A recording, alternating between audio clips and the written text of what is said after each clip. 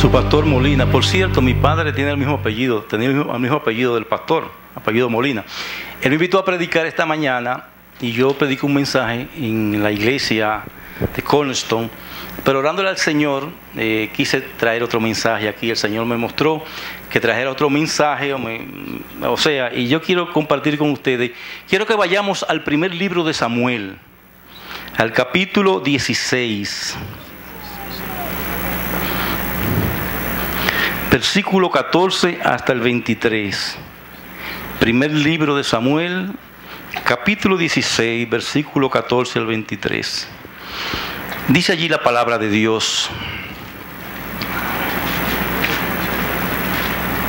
el espíritu de Jehová se apartó de Saúl, y le atormentaba un espíritu malo de parte de Jehová.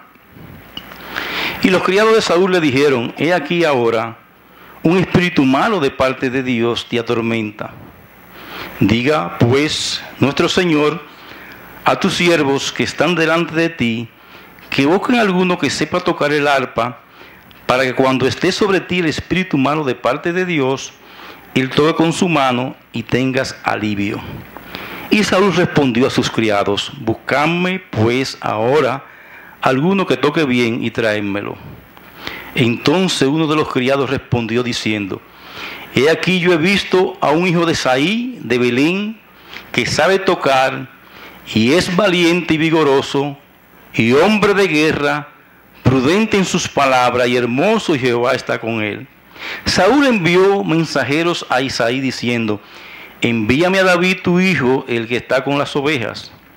Y tomó Isaí un asno cargado de pan, una vasija de vino y un cabrito, y lo envió a Saúl por medio de David su hijo. Y viniendo David a Saúl, estuvo delante de él, y él le amó mucho y le hizo su paje de armas. Y Saúl envió a decir a Isaí: yo te ruego que esté David conmigo, pues he hallado gracia en mis ojos. Y cuando el espíritu malo de parte de Dios venía sobre Saúl, David tomaba el arpa y tocaba con su mano, y Saúl tenía alivio y estaba mejor, y el espíritu malo se apartaba de él. Vamos a orar. Te alabamos, oh Dios, te bendecimos, Señor. Te damos gracias porque pudimos tener un tiempo de adoración aquí en esta mañana. Ahora te pedimos, Señor, que podamos ir a tu palabra y recibir de tu palabra las enseñanzas para nosotros. Oh Dios, te pido como siervo tuyo que me ayude a traer esta palabra y que sirvan de gracia para los hermanos y amigos que están en esta iglesia, Señor. Que tu Espíritu Santo esté con nosotros. Te lo pedimos en el nombre de Jesús. Amén. Se cuenta la historia de un joven piadoso, obediente a sus padres, que estaba trabajando en el campo, haciendo las labores en la finca de su padre, y él se sentó un momento a descansar. Cuando él se sentó a descansar, miró al cielo y vio, ¿sabe que en el cielo se hacen forma con las nubes? Él vio una forma y dijo: ¡ay! Y salió por donde el pastor corriendo y llamó a su pastor y le dijo: pastor, quiero hablar con usted. Y él le dice: no hay problema, dime qué te pasa. Dice: el Señor me llamó al ministerio. Y dice el pastor: bueno, ¿y cómo tú sabes eso? Dice: bueno, yo estaba en el campo y miré al cielo y vi que en las nubes decía SSM. Y el pastor le dijo: ¿y qué es eso? Dice: su santo ministerio. Y el pastor le dijo: ¿qué tú estabas haciendo en ese momento? Bueno, yo estaba sembrando maíz. Y el pastor le dijo: no, mi hijo, ahí dice: sigue sembrando maíz.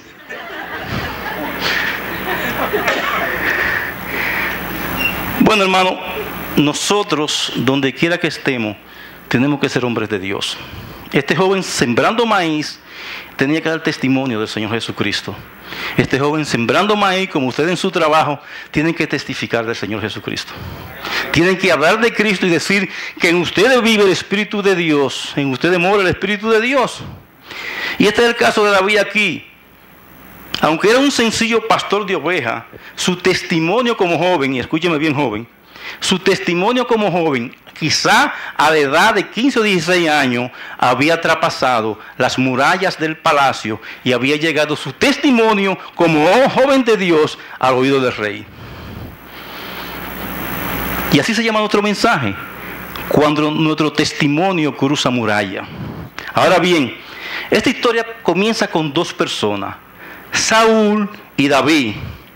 Y vemos aquí que Saúl parece que tenía problemas. Saúl, la desobediencia del rey Saúl, al querer hacer el trabajo de Dios como él creía y no como Dios le había ordenado, lo llevó a la ruina de su reinado y a la ruina de su ministerio. Y eso siempre pasa cuando nosotros queremos hacer el trabajo de Dios a nuestra manera y no conforme a su palabra, viene la ruina.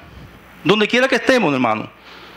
Saúl, cuya disposición interior era ya susceptible a un juicio dudoso y al temor a los hombres. David era un hombre temeroso de los hombres, era un psicópata, era un hombre que se creía perseguido por todo. Comenzó a experimentar el juicio de Dios en forma de graves manifestaciones depresivas, ira y distorsión de la realidad. Se volvió un hombre completamente lleno de complejo. Y Dios en su soberanía le permitió que un espíritu malo le atormentara de una manera fuerte. El espíritu demoníaco atacó a Saúl desde afuera, porque no hay evidencia que surgiera de adentro, sino que ese espíritu le estaba haciendo la vida imposible a Saúl. Ahora bien, este hombre en esta situación se estaba poniendo loco. Se creía en aquellos tiempos que la música aliviaba el corazón y espantaba a los demonios. Bueno, si es una música buena como la que cantamos aquí, puede aliviar el corazón, y es verdad, hermano. Entonces se quería alguien que tocara el arpa para que el demonio se apartara de Saúl. ¿Y quién fue ese joven que buscaron? A un joven pastor de 16 o 17 años llamado David. Los criados de Saúl le dijeron: he aquí ahora un espíritu malo de parte de Dios y atormenta.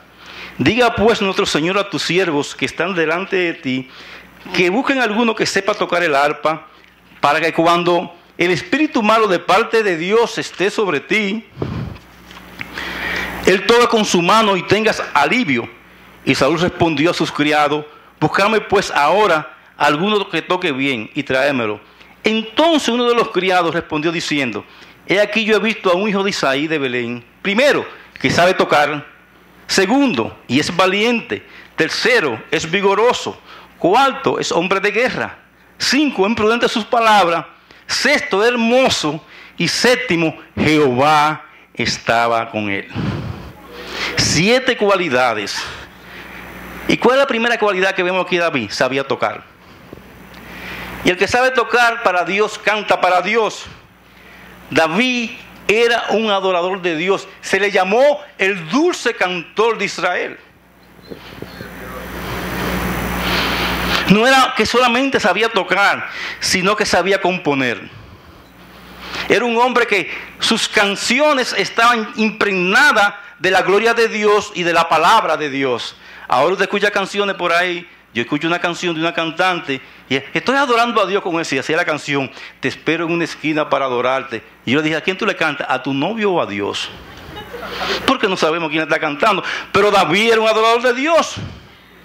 Y no importaba la circunstancia en la cual se encontraba él, porque en toda circunstancia le cantaba a Dios. En un tiempo difícil para su vida, él pudo decir en el Salmo 40: pacientemente esperé a Jehová, y se inclinó a mí, oyó mi clamor, y me sacó del pozo de la desesperación, del lodo cenagoso. Puso lodo en mi boca, cántico nuevo, alabanza a nuestro Dios. Verán esto mucho y temerán, y confiarán en Jehová. En medio de dificultades, él podía cantar de esta manera: puso mi pie sobre peña, dice, y enderezó mis pasos.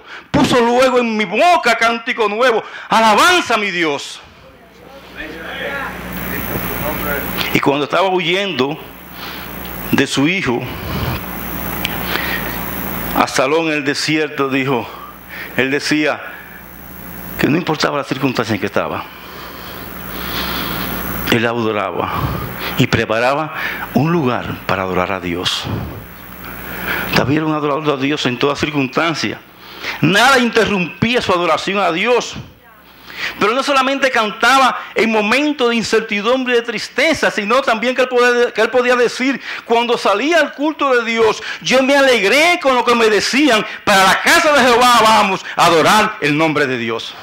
Era un adorador de Dios. Era un hombre que su vida estaba centrada en Dios. Y cuando su vida estaba terminando, escribió: Jehová mi pastor. Es el himno más lindo que hay. Nada me faltará. En lugares delicados pastos me hará descansar. Junto a agua de reposo me pastoreará. Confortará mi alma. Y ese es un cántico que lo dijo al final de su vida, pero usted puede cantarlo en cualquier momento, incluso lleno de adoración a Dios. Y un cántico que usted puede tomarlo como un modelo de oración. Oh Señor, gracias por tu ser mi pastor. Sigue, Señor, pastoreando mi vida. Sigue pastoreando mi familia. Ayuda a mis pastores, Señor. Tú eres el príncipe de los pastores. Sustenta a mis pastores. O sea, es una adoración completa que este hombre tenía. Y así debemos ser nosotros, hermano. Ser verdaderos adoradores de Dios. Pero no de cualquier cosa, sino de alabanza que glorifiquen el nombre de Dios. En segundo lugar, la segunda cualidad de David, era un hombre valiente, que no tenía miedo. Dice, era valiente. Capítulo 17, ahí mismo, del primer libro de Samuel, versículo 34 al 37. Dice la palabra de Dios allí. David respondió a Saúl, recuerde cuando se iba a enfrentar contra Goliat: tu siervo era pastor de las ovejas de su padre, y cuando venía el león o un oso y tomaba algún cordero de la manada, salía yo tras él, y la hería y lo libraba de su boca, y si se levantaba contra mí, yo le echaba mano de la quijada, y lo hería y lo mataba. Fuese león, fuese oso, tu siervo lo mataba, y este filisteo incircunciso será como uno de ellos, porque ha provocado al ejército del Dios viviente. Añadió David: Jehová, que me ha librado de las garras del león y de las garras del oso, él también me librará de la mano de ese filisteo. Y dijo Saúl a David: ve y Jehová está contigo. ¿Dónde vemos que residía el valor de David? En Dios, hermano. Nosotros no podemos hacer nada sin la dirección de Dios. Nosotros no podemos pelear ninguna batalla sin que Dios esté con nosotros. Nosotros no podemos hacer nada, hermano, sin que la presencia de Dios nos acompañe. Nuestro poder sí reside, hermano, en el poder glorioso de nuestro Dios. Será su segunda cualidad. Era un hombre valiente. Tercera cualidad, era un hombre vigoroso. Seguimos en el capítulo 17, versículo 48 al 50.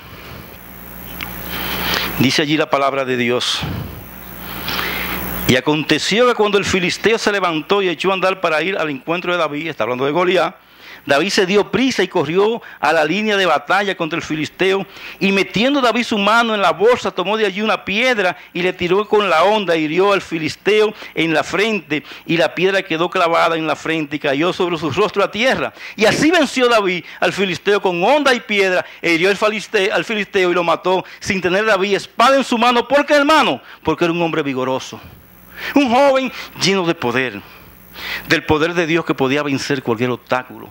No había nada que se interpusiera en ese joven de Dios y Dios. No había nada que le pudiera quitar la gloria a Dios que no la venciera. O sea, Goliat quería quitar la gloria a Dios, y él, con el poder de Dios, con el vigor de Dios, acabó con este hombre. Cuarta cualidad: era un hombre de guerra. Y no se puede dudar en cuanto que David era un guerrero. Inclusive, esta cualidad de ser un hombre de guerra le trajo problemas con Saúl. ¿Por qué? Vayamos al capítulo 18, un poco más adelante, versículos 6 al 9. Mira lo que dice allí. Y aconteció que cuando David volvía de matar a Filisteo, salieron las mujeres al filisteo, a Goliat, de todas las ciudades de Israel, cantando y danzando para recibir al rey Saúl, con panderos, con cántico de alegría, con instrumentos de música, y cantaban las mujeres con danza y decían: Saúl hirió a sus miles y David a sus 10,000. Y Saúl, dice la palabra de Dios, y se enojó Saúl en gran manera, y le desagradó ese dicho, y dijo a David diera 10,000 y a mí solamente miles. No le falta más que el reino a David. ¿Qué vemos en esto, hermano? Que David era un hombre de guerra. Y su celo por Dios y su guerra por Dios provocaron problemas. Hermano, cuando peleamos por Dios, provocamos problemas.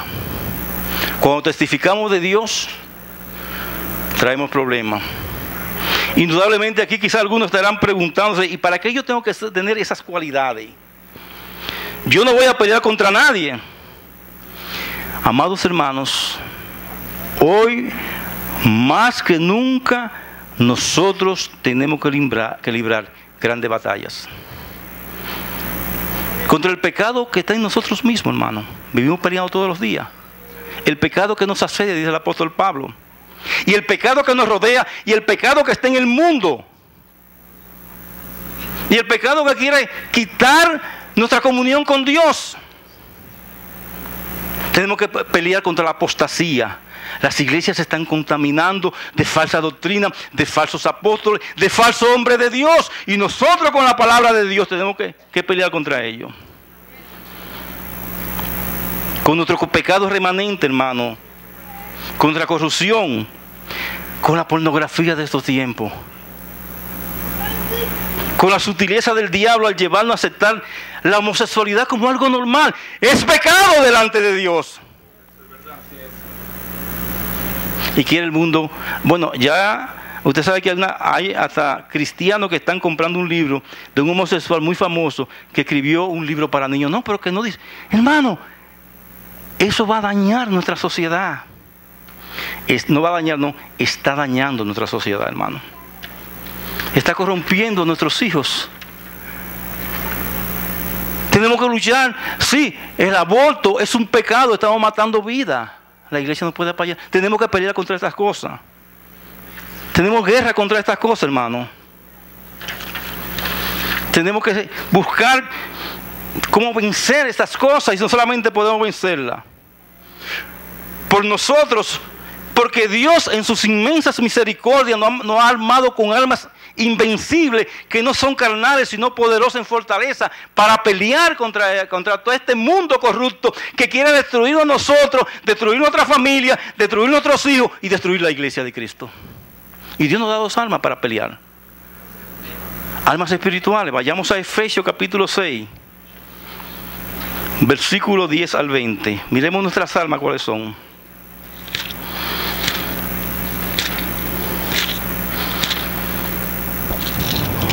Dice allí la palabra de Dios: por lo demás, hermanos míos, fortaleced en el Señor y en el poder de su fuerza. Eso nos manda a nosotros, hermanos, a fortalecernos en el Señor. ¿En qué Señor? En el Señor Jesucristo. Amén. Y dice: vestido de toda la armadura de Dios para que podáis estar firmes contra las acechanzas del diablo. Porque no tenemos lucha contra sangre y carne, sino contra principados, contra potestades, contra los gobernadores de las tinieblas de este siglo, contra huestes espirituales de maldad en las regiones celestes. Es decir, hay una organización completa que está luchando contra nosotros. Tiene ese escalafones, está luchando, está peleando contra nosotros, esa organización, dirigida por Satanás. Y dice: por tanto, y aquí vienen las armas nuestras, tomar la armadura de Dios para que podáis resistir en el día malo, y habiendo acabado todo, está firme. Está pues firme, ceñido vuestro lomo con la verdad, esta palabra, y vestido con la coraza de justicia, la justicia de Cristo en nosotros.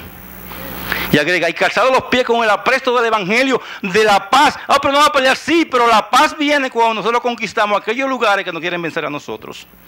Amén. Sobre todo tomar el escudo de la fe para que podáis apagar todos los dardos de fuego del maligno. Hermano, nuestra fe tiene que ser fortalecida por la palabra de Dios todos los días. Y agrega: y tomar el yelmo de la salvación y la espada del Espíritu, que es la palabra de Dios. Y dice en Hebreos capítulo 4 que es más cortante que una espada de doble filo. Es doblemente filosa la palabra de Dios, sirve para destruir fortaleza. Orando en todo tiempo, con toda oración y súplica en el Espíritu, y velando con ellos en toda perseverancia y súplica por todos los santos. Hermano, la oración. No hay nada más poderoso para un creyente que doblar sus rodillas delante de Dios, y con ello venceremos fortaleza. Son nuestras armas, hermano.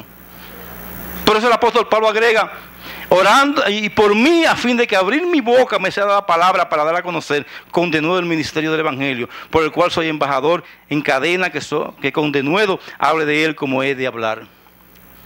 Debemos orar por los pastores, Debemos orar por los evangelistas que llevan la palabra de Dios. Debemos orar por aquellos siervos que están en lugares peligrosos para que sean fortalecidos en Dios. Nuestras almas, no vamos a sacar un cañón, una ametralladora, pero son más fuertes que todas las almas, inclusive las almas que fabrican esa base, porque son las almas espirituales de Dios. Quinta cualidad de David: prudente en sus palabras. Dice el texto que David era un hombre prudente en su palabra. Aparentemente, y escúchame bien, joven, David no era un joven respondón.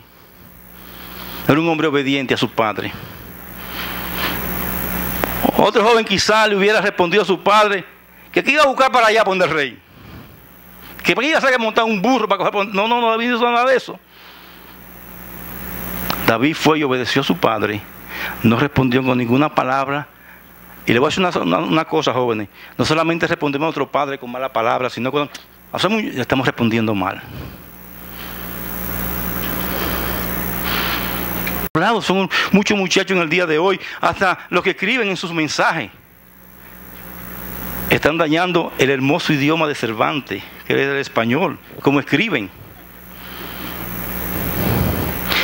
Y le voy a decir una cosa, joven. Usted podía revisar el Facebook de David en cualquier momento y ahí no había nada de compuesto. Si revisan tu Facebook, ¿qué te vas a encontrar en el día de hoy en él? Ahí no había ningún texto, ningún mensaje de compuesto, no había nada. Debemos responder nuestra palabra, incluso los adultos, responder con sazón, con gracia, hablar la verdad con gracia y con amor.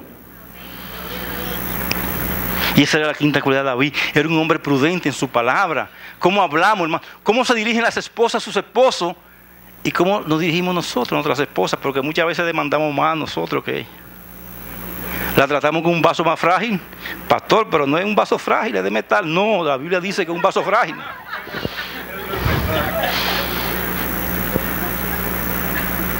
¿Cómo tú tratas a tu esposa? ¿Cómo tú le hablas a ella? Esposa, ¿cómo tú le respondes a tu esposo? Está sujeta a vuestro marido, esa es la palabra de Dios, para que el nombre de Cristo sea glorificado.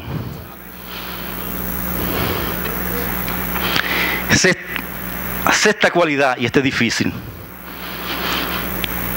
Y David era hermoso. Y hermano, David era un muchacho hermoso. Muy hermoso. Nosotros vamos a ir a la palabra para que ustedes vean cómo era David, hermano. Volvemos ahí al texto. Me decía una hermana de mi iglesia, una joven de mi iglesia, que David era un muchacho reformado y bien formado. O sea, mira cómo era David, hermano. Capítulo 16, versículo 11 al 12. Óyame bien, joven. No levante la mano los que no se han casado, pero y no vayan a comparar ahora a su esposo. Dice el versículo 11 y 12 de 1 Samuel, dice lo siguiente. Entonces dijo Samuel a Isaí: ¿son estos tus hijos? Y respondió: que aún el menor, queda el menor que apacienta las ovejas. Y dijo Samuel a Isaí: envía por él, porque no sentaremos a la mesa hasta que él venga. Y envió por él y le hizo entrar. Y mira, hermano, cómo era David. Lo describe la Biblia. Él era rubio, hermoso de ojos y de buen parecer. Entonces Jehová dijo: levántate y úngele a él, porque es a él elegido. Wow, hermano, ¿cuánto nos llevaba David a nosotros? Eso sí, ¿verdad? Qué muchacho más guapo, dirían los mexicanos, y más buen mozo, diríamos los dominicanos. Hermana. Pero Saúl, hermano, ese hombre que estaba así, también era hermoso. Dice la palabra de Dios en el capítulo 9 del mismo libro, del primer libro de Samuel, que Saúl era un hombre hermoso. Mira lo que dice allí la palabra de Dios de Saúl. Versículo 1 y 2. Había un varón de Benjamín, hombre valeroso, el cual se llamaba Sid, hijo de Abil, hijo de Zera, hijo de Becorab, hijo de Afía, hijo de un benjaminita. Y tenía un hijo que se llamaba Saúl, joven y hermoso. Ese rey que estaba loco y le había faltado a Dios. Entre los hijos de Israel no había otro más hermoso que él. De hombro arriba sobrepasaba a cualquiera del pueblo, hermano. Y mire qué pasó con la vida de ese hombre. Se volvió un desastre delante de Dios. Absalón, el hijo de David, dice que era un muchacho rubio, una cabellera aquí abajo, y quería matar a su papá. Entonces, ¿de qué hermosura estábamos hablando aquí, hermano? La hermosura real está en nosotros cuando reflejamos a Cristo en nuestras vidas. Esa es la hermosura que el mundo debe ver en nosotros. Cuando reflejamos a Cristo en nuestras vidas, hermano. Cuando, como cantábamos ahorita, que Él es hermoso. ¿Recuerdan una canción que cantó el hermano que decía que Él era hermoso? El Señor, cuando reflejamos a Cristo, cuando podemos decir a los demás que vengamos a Cristo, que aprendamos de Él, que Él es manso y humilde de corazón. Isaías dice que lo veremos sin atractivo para que lo deseemos. ¿Por qué razón? Porque su hermosura no estaba en su rostro, estaba en lo que Él era, en su bondad, su santidad, su amor. Eso es lo que debemos nosotros reflejar, hermano. Esa hermosura. Séptima y última cualidad. Y Jehová estaba con él. Usted puede reunir todas aquellas cualidades que hemos mencionado hasta ahora. Y puede ser lo que usted quiera, pero si Dios no está con usted, todas esas cosas vienen a ser nada. Usted puede venir a la iglesia, a cantar y parecer hermoso y parecer valeroso, pero si Dios no está con usted, ahí no hay nada. Jehová estaba con él, hermano.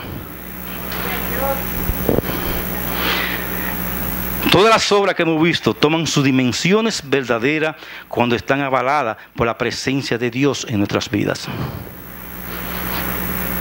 Es ahí, hermano, que está la hermosura. Por eso dice el Señor, apartado de mí, nada podemos hacer. Nada podremos hacer, hermano. Ese es en Jesucristo que somos más que vencedores. Es en Jesucristo que somos valerosos, hombres de guerra, prudentes en palabra. No hay otra forma. ¿Y qué aplicaciones podemos traer en esta tarde de este mensaje? ¿Qué podemos aprender de lo que hemos visto hasta ahora? Que es a través de nuestro testimonio que manifestaremos la gracia de Dios en nuestras vidas. No de otra manera. Es un cristiano de verdad. Y a través de nuestro testimonio. Pero a veces, hermano, ya no sabemos, nos parecemos tanto al mundo. Que la obediencia es bendecida por Dios y la desobediencia castigada. Hermano, David obedeció a su padre y es un símbolo de que nosotros debemos obedecer a nuestro Padre Dios. Y fue bendecido. Saúl desobedeció a Dios y fue castigado. Dios bendice a los obedientes y resiste a los soberbios. Tercero, que apartado del Señor no podemos hacer nada que valga la pena. Sin el Señor todas nuestras obras son como trapos de inmundicia, hermano. No podemos hacer nada fuera del Señor. La grandeza de David estuvo en que el Señor estaba con él. Ahí estaba la grandeza de David. ¿Está la grandeza de Dios contigo? ¿Está Dios contigo en tu vida? ¿Está el Señor Jesucristo gobernando tu corazón? Si tú quieres que algo de lo que tú estás haciendo tenga algún valor, tienes que andar con Cristo y venir a Él. No hay nada que podamos hacer apartado de Cristo. Por eso nos llamamos cristianos, pequeños Cristos. No podemos hacer nada apartado de Él. Y en esta tarde queremos dejar eso en tu corazón. Tenemos que andar y caminar con el Señor Jesucristo.